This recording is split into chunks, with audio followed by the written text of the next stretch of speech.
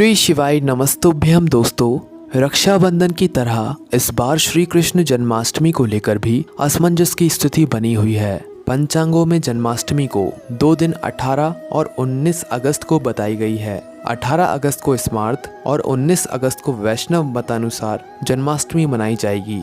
ये असमंजस की स्थिति इस कारण से बनी हुई है क्योंकि भगवान श्री कृष्ण का जन्म मध्य रात्रि में 12 बजे हुआ था और इस बार मध्य रात्रि में अष्टमी तिथि 18 अगस्त को मिल रही है, जबकि 19 अगस्त को अष्टमी तिथि मध्य रात्रि से पूर्व रात्रि में 11 बजे ही समाप्त हो जाएगी।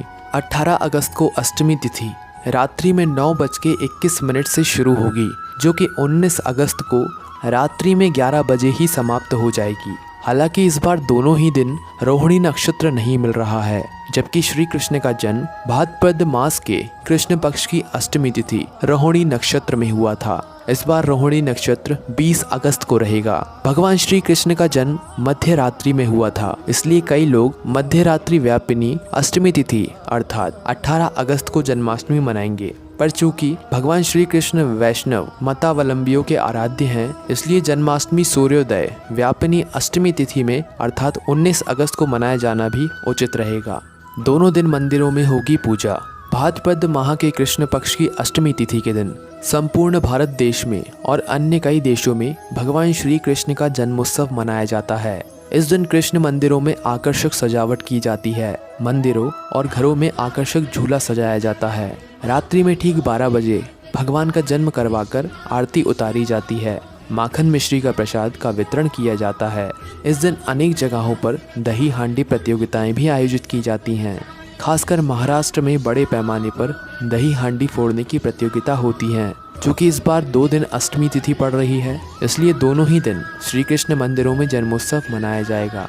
क्योंकि दोस्तों जन्माष्टमी का जो त्योहार है वो रात्रि में 12 बजे मनाया जाता है, मतलब मध्य रात्रि में मनाया जाता है। इसलिए दोस्तों 18 अगस्त को यह जन्माष्टमी रात्रि में शुरू होगी, जो कि 9:21 से शुरू होगी और यही जन्माष्टमी अगले दिन मतलब 19 अगस्त को रात के 11 बजे तक चलेगी।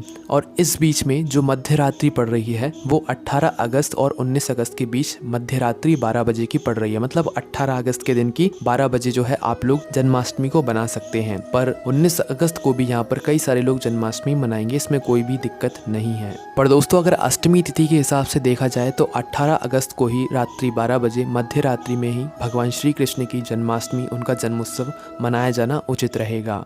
दोस्तों जन्माष्टमी की पूजा विधि क्या रहेगी वो भी आप लोग आसान शब्दों में समझ लीजिए। जन्माष्टमी पर सुबह उठकर स्नान आदि करें और पूरे दिन व्रत रखें। भगवान श्री कृष्ण को गंगा जल और दूध से स्नान कराएं और नए वस्त्र पहनाकर मोर, मुकुट, बांसुरी, वैजयंती माला, कुंडली, तुलसी दल, कुंडल आदि से उनका श्रृंगार करें। भगवान श्री कृष्ण के झूले को भी फूल मालाओं से सजाएं। पूजा में श्री कृष्ण को फल, फूल, मखाने, मक्खन, मिश्री का भोग, मिठाई, मेवे आदि चढ़ाएं और धूप दीप जलाएं। इसके बाद पुनः रात 12 बजे के बाद श्री कृष्ण की पूजा करें, उन्हें झूला झुलाएं और आरती करें। इसके बाद सभी को प्रसाद बांटें।